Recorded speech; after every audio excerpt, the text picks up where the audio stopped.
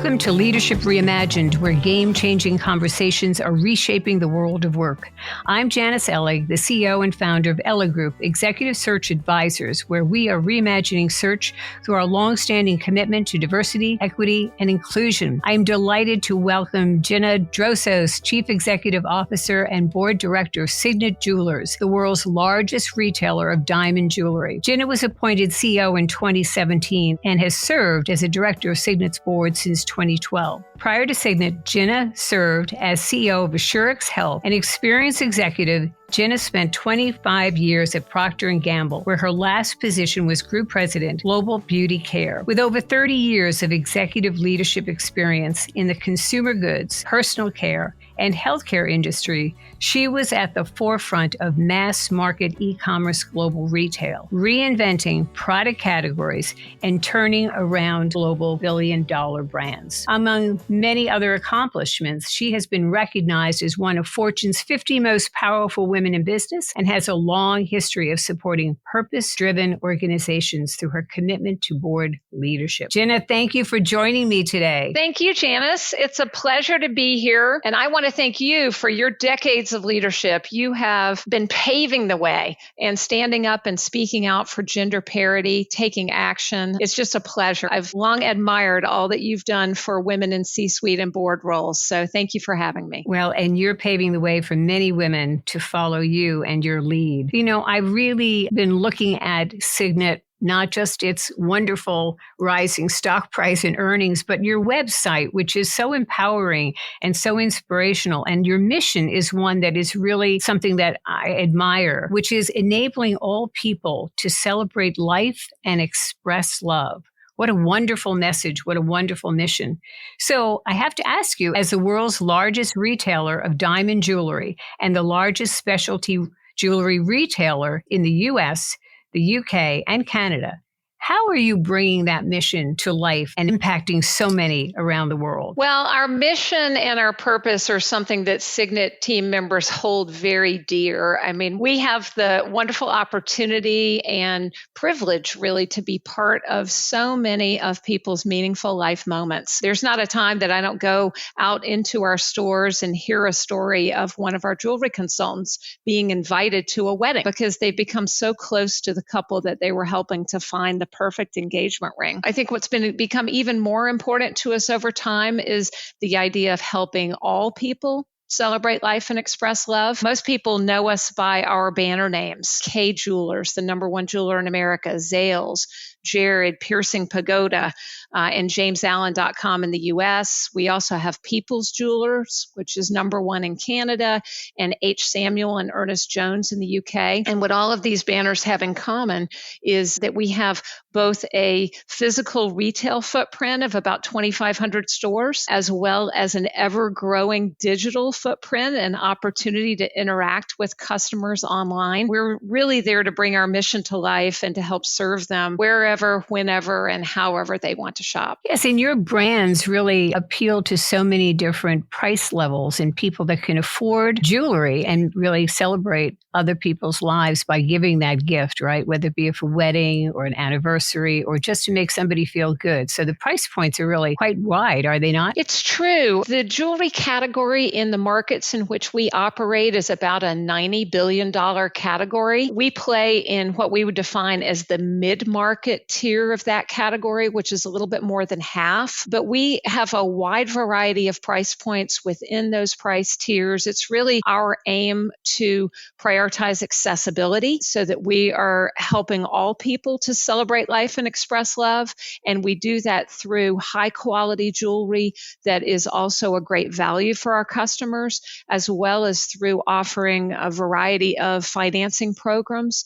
You know, sometimes a young couple buying an engagement ring, it might be the most expensive purchase they've ever had. And so we want to make that as accessible and easy for them as we can. I've listened to you on network TV speaking about the performance of Signet Jewelers, which is really, with robust profits, really amazing. And as of June 28th of this year, your shares have risen 185%, and the past 12 months, 450%.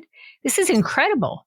I wish I had purchased your shares back over a year ago. And I understand You really have been on a 3-year transformation. So what has been that strategic focus to take the stock to where it has soared today? We started our transformation of Signet about 3 years ago, a little more. That's how long I've been the CEO, and really partnered with our employees across Signet in our stores, in our strategy team, our finance team, all functions, to really try to diagnose what it would take to be not just the leading jewelry retailer because we're the biggest, but to actually lead growth and innovation in the category. And what we found was that our assortment was not as modern as it needed to be, certainly not as appealing and modern as it is today. We were too reliant on old marketing models, very heavy TV, holiday focused marketing. And we hadn't yet embraced e-commerce as a place that customers would want to shop for jewelry. Honestly, there was a paradigm that said that jewelry is too expensive or too personal. You have to touch and feel it. So we set off to put a strategy in place that could really help us grow and actually debunk some of those myths. It started with customer first as a key strategy. That was really all about understanding our customers better, differentiating our different banners. At the time, Kay and Zales and Jared were selling a lot of the same merchandise and overlapping each other, and we've teased that apart. So we're now appealing to different customer groups. It was about creating more distinctive and helpful and interesting content, no matter what part of the journey a customer is on, and changing our marketing models to be always on, to be year round. People don't just think about getting engaged in November. I mean, they're thinking about that in March and May and, today. And so we wanted to make sure that we were there to answer their questions and make sure that we were top of mind. So that was kind of the first strategy, customer first. The second was omni-channel. That was really, about getting into e-commerce. We rebuilt our web platforms, went from technology that was quite literally as old as the internet to, very modern technology so that we could improve on that. We put a chief digital officer in place. We've built agile teams. So we now have teams of people who, live, eat, and breathe making search and browse or checkout on our websites a wonderful experience. We added new technology like virtual try-on. You can upload a photo of your hand and try on rings virtually. So really just making that experience great. Our third strategic plank was to evolve our culture into one that was much more innovative and agile, that was willing to try new things and that could fund those experiences by driving out every cost that customers didn't see or care about. Because we had already been working on putting that transformation in place, when COVID hit, we were 2 years in, and we were able to pivot very quickly into being a purely digital company for some period of time. Within 48 hours, we empowered our store managers to be able to serve our customers from their homes using their iPads. Within 6 months, we had more than 700 virtual jewelry consultants serving people online. We added chat function and capability. We did curbside pickup, same-day concierge delivery, so a number of different flexible fulfillment options. And it's really because we were already well on that path that we were able to pivot so quickly. And that's really the momentum that we saw in the back half of last year and that carried through to a great first quarter. So I'm very proud of the team. It's not easy to adopt new capabilities like that so quickly, but I believe that they're so relentlessly focused on wanting to serve our customers in the best possible ways that they embraced all of those new skills and capabilities much faster than you could, even imagine. That's an incredible story. You were thinking ahead, you had strategies in place, but you didn't expect a pandemic, right? What trends are you seeing now in customer behavior? So we say post-pandemic world. What are you seeing today? Because your earnings for this first quarter of 2021 jumped nearly 14%. So you're obviously meeting those trends from having been prepared before. But what are you seeing that you need to do even more of to keep that momentum for your stock and earnings? It's a great question, and one that, I think is both heartwarming and maybe also pragmatic. One of the things that we saw during the pandemic is that when people were not able to be out with, the masses, were not able to be at a party or see, everyone within their friend brand network, they really focused on those who are most important to them. One of our customers had a quote that I always remember. He said, "One of the great gifts of COVID is clarity." I mean, it really, allowed people to think about who are those most meaningful people in our lives and how do we celebrate them? Because every day is important. So we've really seen a trend toward people celebrating each other with jewelry. It's, a gift of love. It's imbued with meaning. It's a lasting gift. Every woman that you meet can, point to the jewelry that she's wearing and tell you when she got it and what it means to her, because it always has a story with it. And so we saw that really happen during COVID. And it was a trend that started last summer. We predicted it early. And so we were ready at holiday to, with merchandise that was at a variety of price points to help people be able to purchase a meaningful gift. We saw that come through Valentine's Day. Usually Valentine's Day is a lower priced purchase occasion, often new relationships, wanting to declare that, yes, we're dating, therefore we're celebrating Valentine's Day together. But this year was different. Our average transaction value was roughly double what it was last year or the year before, pre-pandemic, because we saw many more husbands buying meaningful gifts for their wives wonderful. To celebrate, all that they'd been through together. So that's one trend that I hope is enduring, is that we celebrate those who are closest to us with gifts of meaning. A couple of others that we've seen that I think are really interesting would be the power of jewelry as a statement piece, self-expression. We call it Zoom-worthy jewelry. You can't see what great shoes people are wearing or if they have a nice bag when they're on the Zoom screen, but you can certainly see their earrings and pendants. And so we've seen that. And I think as companies come back into a work environment that, in many cases is a hybrid work environment, we'll continue to see jewelry as a powerful accessory in that context. A third one, I've talked a little bit about connected commerce, but if I just say specifically in the jewelry category, people are searching and browsing more online, and they're coming into stores with a better idea what they're looking for. It's not like they're walking into stores with a white sheet of paper like they were before. They've already thought it through, and that's giving us a much higher closure rate, actually, as our expert consultants are able to provide them with information. You have other pieces of the business besides, the retail sale. I understand you also buy used jewelry. And certainly there are times when people have jewelry they've inherited or whatever that maybe they want to sell. So is that one piece of the business that we don't know about? And are there other parts of the business that we should know about? That's part of our services strategy, Janice. If you think about your life and your relationship with jewelry, it's episodes of purchase occasions.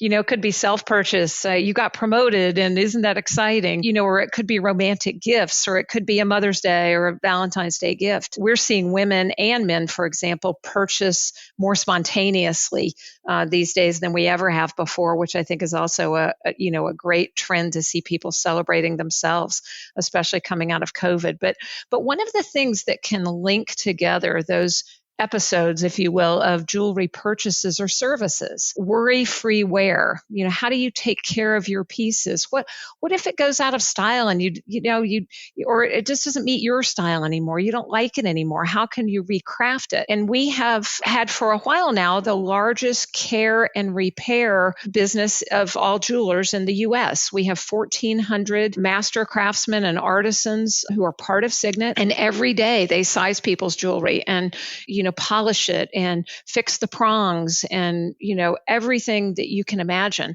But it's only recently that we've started talking to people about the custom creation kind of opportunity. We now have 50 Jared stores that have a foundry. They have CAD/CAM software, a 3D printer. You could go in and take, your mom's jewelry box that you've inherited and say, wow, this is all sentimental to me.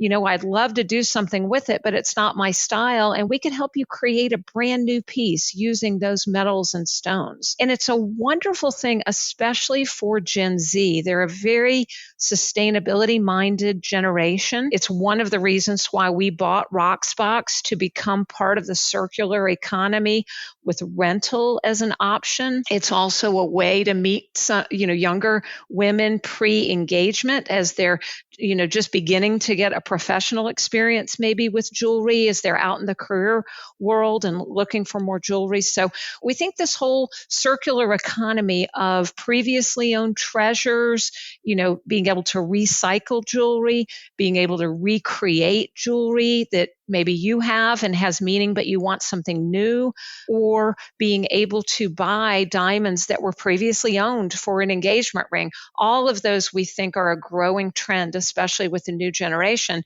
And it's an area where we already have a presence, but we believe we can grow that substantially. Well, you're certainly listening to the customer voice and the customer journey of many, multiple generations here. So you're meeting those needs. Let's go back to a bit of your career, after graduating from University of Georgia in Wharton. Your first internship was at Procter & Gamble, and then 25 years later, you leave as their group president, Global Beauty Care. Tell us about that impact of that experience and how you are using that today at Signet. Well, you're absolutely right. I was an intern at P&G between my 2 years of getting my MBA at the Wharton School. And I had a wonderful experience. I was really influenced actually to go to business school because of an experience I had in college. I was always going to law school.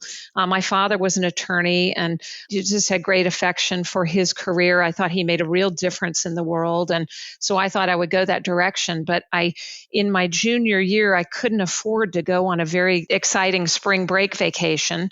And so I did an entrepreneurial venture. My roommate and I chartered sailboats in the Bahamas and recruited 8 boats full of people to go such that we could go for free. And on the front of a sailboat in the Bahamas, I thought, I like this business thing. I think this could be for me. And so when I came back my senior year, I didn't apply to law schools. I applied to business schools. And that's how I ended up at Wharton, which was a fantastic experience. So I liked that idea of running a business. And when I got to P&G, I found that that's what you were given the authority to do at a really young tenure.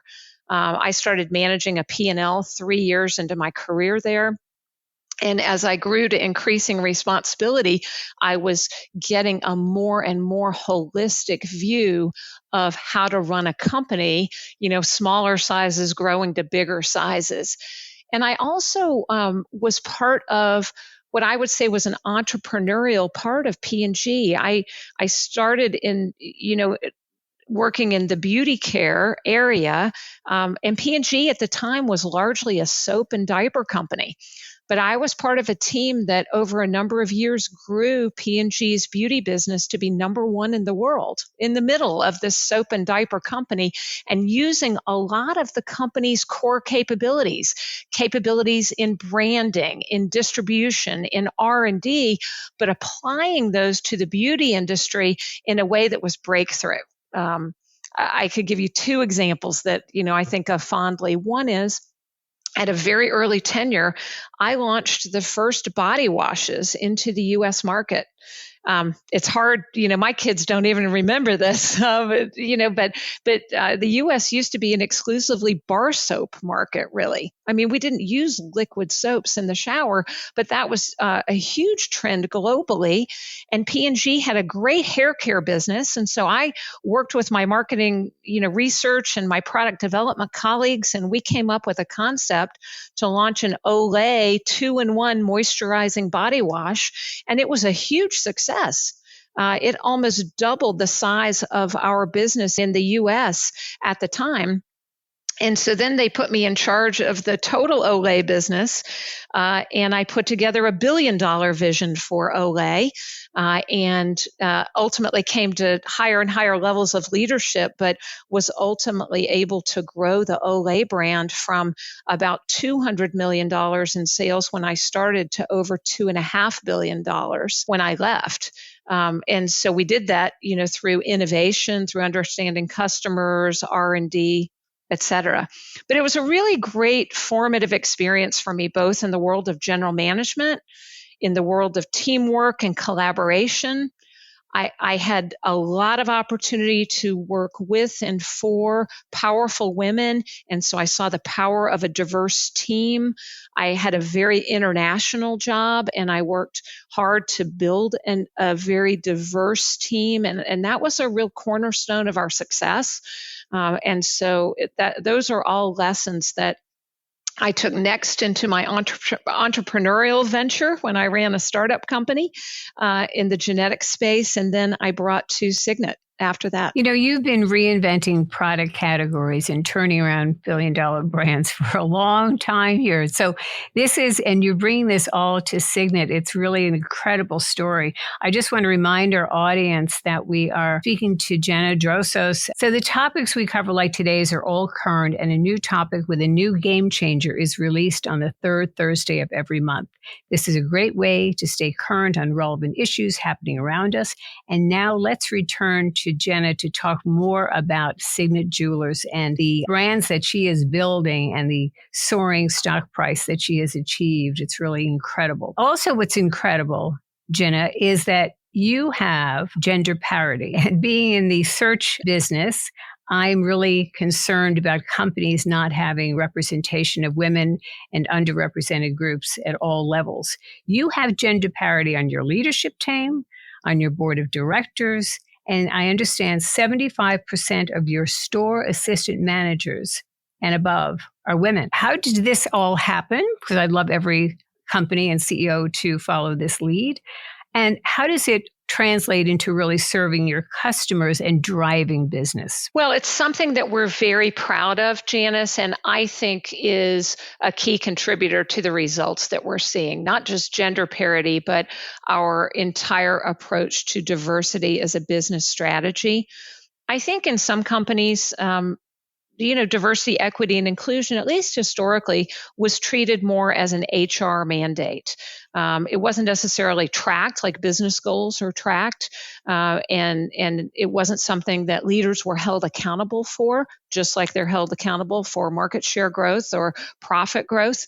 But at Signet, we think about it very much as a business strategy and very much as something that we track as a business result.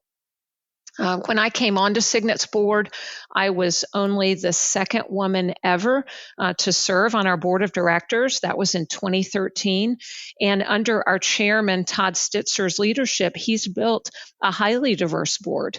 58% of our board directors are either women or persons of color. And that just produces such an innovative spirit in the boardroom. The kinds of dialogue that we have, how the board helps me see around the corner is really unlike anything I've been part of before. So a lot of credit to Todd and the other directors for creating, I think, from the very top of our company, that kind of inclusivity. And then, of course, for me on my leadership team, I've achieved gender parity at our vice president and above. We have leading racial and gender diversity, which I feel very proud of. And then, as you said, 75% of our store managers are women. And so we really believe all of those things help us be more agile. They help us be more innovative, and they help us serve our customers in the jewelry category more effectively. I see it as a competitive advantage for us. So it's something that we continue to think about. We just have launched recently a new employee experience. It's all about training and development for our very talented team. We have a path to $15 base wage in our workforce. Of course, in our sales organization, our jewelry consultants have a commission on top of that. So we're really wanting this to be something that can be very powerful for them. We just have granted our field teams 2 hours a month to be fully dedicated to training in new skill areas. And we have record numbers of our team becoming certified diamondologists who are really more and more every day capable to serve our customers in the store or by connecting online to our vast array of inventory that we have across the country. So you have been the first female CEO at Signet, right? So what Correct. Advice would you give to other women leaders to help their team thrive? And also just about their own development, what's key for a woman today to rise up to be CEO, and then how to develop other women leaders. I mean, I think sometimes we think that one can do it. Well, you can't do it just one alone. You really need the help of others and standing on the shoulders of others. So what's the advice you give to those women leaders? I think actually my answer to those two questions would be merged into one. I think, and this is advice that I give to male leaders on my team as well, but I think that the key role of a leader is to set a clear and inspiring vision for the team, to be clear about what the priorities are and the key strategies, and then to create an environment where everyone feels like they can bring their full selves to work and thrive. So breaking down barriers when they get in the way. It's really about being humble to know that you can't do it yourself, and that the efforts and achievements of a team are always better than those of an individual when you're all rowing in the same direction. So the advice that I give is, when you're early in your career, don't be focused on promotion timing. Be focused on acquiring diverse experiences. Work in a different function. If you're in the finance organization, ask to work for a few months in the marketing organization. If you work in retail, ask to work in the field. When I was growing up in the marketing organization at P&G, I had the great opportunity to spend 3 months working as a sales rep, stocking shelves, calling on grocery store managers, understanding how to build a display. I mean, these were things that really helped me later on. I also, when I was running the global cosmetics business, took the opportunity to go to a Boots cosmetics counter in the UK, just outside of London. I spent a week as a makeup artist at a Max Factor counter that we had at Boots. Now, I'm not saying I didn't get help, Janice. I'm not sure you wanted me, being your forever makeup artist, but I learned so much throwing myself into that kind of a different experience. And so that's what I always say to young leaders is, don't be focused on how fast you can move up. Be focused on how well-rounded your learning is, because that's ultimately what will give you the perspective to make better decisions and to be a better leader of people across functions that you don't understand very well. The other kind of, I guess, second portion of that is ask a lot of questions. Don't ever, feel uncomfortable asking questions. I remember early in my career as a brand manager, making a deal with my finance partner that we would go to lunch every quarter, and we would talk about what was important in our functions. And I taught him how to evaluate good advertising, and I taught him how to think about a digital marketing budget, and how to think about customer needs and how you translate that into a product development strategy. And he taught me more than I ever learned in business school or before that as a finance major about corporate finance and what was important to look at on a P&L, and how to think about cash management. And all of those learnings have served me so incredibly well because we were willing to ask each other questions. Well, it seems like one of the things you're saying to any aspiring leader is to get out of your comfort zone, right? Play in a lot of different areas so that you will learn and be really well-rounded as an all-around great athlete, and ask those questions, right? Because that's the only way we'll learn. You noted earlier something that I do think is characteristic within my career, is that I love a good turnaround. I love to work on a transformation of a business. I love to grow a business from, small to being much bigger. That's the kind of challenge that I really embrace. I wouldn't have known that if I hadn't had a variety of different kinds of roles early on. I mean, that's where you learn what you're good at and what you like to do. And a lot of times those two things go hand in hand. Well, you are a role model for many out there listening today. You've had a longstanding commitment to supporting purpose-driven organizations. You donate your time and commitment to board leadership.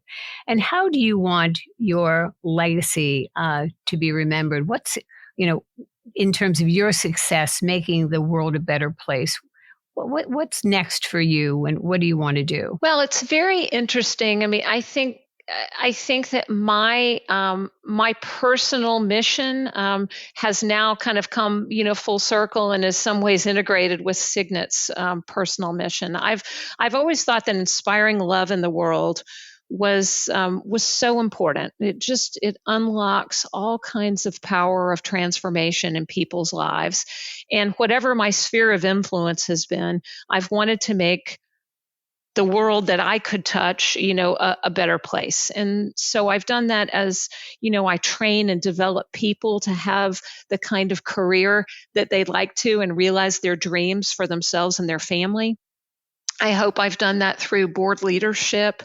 I serve on the board of Akron Children's Hospital, which is a hospital that is doing great research and really saving the lives of children in so many ways.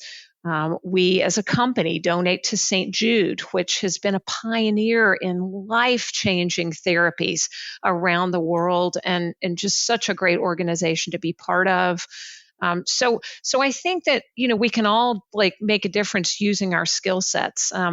One other piece of advice that I often give, especially mothers, who working moms like me, juggling a lot of things as I did through much of my career, is to find the ways to contribute that are visible to your family. I say go for two first. Don't be the mom who, volunteers for the fundraising that your children never see. Instead, volunteer to go on the field trip, or volunteer to bring the dinner for the basketball team, before the big tournament game, or whatever that is, so that you can find those ways to give back that also help you to achieve other things that are in your lives. I think when you integrate your life that way, it makes it much easier to have a sustainable impact.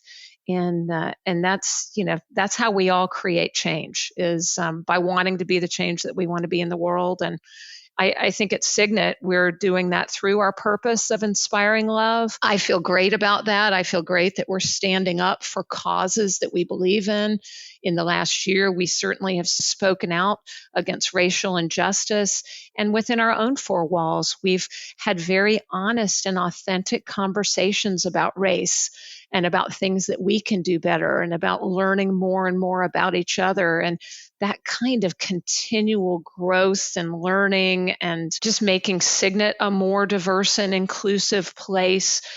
It spreads, I think, Janice. I mean, with 26,000 employees, if every one of them goes home to dinner and talks about, some of the great things that we're doing and that they're doing at work every day, it spreads to, to their families and to their communities and to the next generation. You bring up such an important point, because when your children, your family sort of participate in how you're giving back, either through your company or, like you sitting on a hospital board and giving back that way, statistics show that then those children grow up and they give back. Because they saw their parent or their aunt or whomever giving. And it's so important to impact your family that way, because then they want to give back, because it's really a privilege to be able to give, isn't it? Yes, but they also help you see things that you wouldn't otherwise see. Mm-hmm, right. I remember a particular Mother's Day when my children asked me what I wanted for Mother's Day. And I said, let's go do something meaningful together.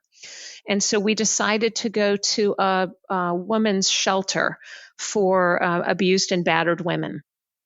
And I had the address, and I, was trying to find it, and I couldn't find it, and I kept making a wrong turn. And finally, in frustration, I said, I can't find this place. Why is it so hard to find?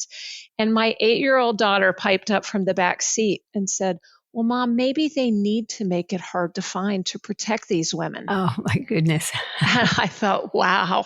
I mean, even today, I could almost break into tears just over, the insight, the innocence and the insight of that moment. Yes. And we had a joy of an afternoon making crafts with kids for their moms who needed to feel that love more than any other mom I can imagine. And what a treasured experience. But yes, I think when you can participate with your children, it not only does something good for them and how they think about the lives ahead of them, but it does something really special for you as well. That's a great story. Jenna, any parting words for our audience? I mean, probably the power of team, Janice. I'm so proud of how our Signet team has pivoted over the last year, embraced new capabilities. I think that's what leadership is all about, is it's, about being able to reimagine experiences for customers, to be able to transform brands to be modern again. I remember when I started working on Oil of Olay, it was disaffectionately called Oil of Old Lady, Right. by people in focus groups. And yet we took that brand with the breakthrough technology that we put on it to be the number one brand, not only in the US, but also in China and in the UK and in many countries of the world, a very modern, leading skincare brand. So this idea of always being willing to obsolete yourself and reinvent yourself to appeal to customers, I think is a lesson that people in all different kinds of businesses can reapply. And it makes it a lot more fun as well. It's more fun to lead change than to ever be the victim of change. And it's certainly much more rewarding for your employees and your shareholders. Gina, thank you again for joining us today. As the CEO of Signet Jewelers, the largest retailer of diamond jewelry, your story is really inspirational. And you really have turned around so many brands prior and now at Signet. You're an inspiration to the people that you lead at Signet, and your board, and to other women aspiring to be CEOs of companies. Thank you so much for joining us today. And to our audience, thank you for tuning in to another game-changing conversation on Leadership Reimagined, released on the third Thursday of each month. You can find me on Twitter, LinkedIn, or visit our website at elliggroup.com. And again, to Gina Drosos, CEO of Signet Jewelers, thank you for your story. Thank you so much, Janice. The best is yet to come. And we'll be watching.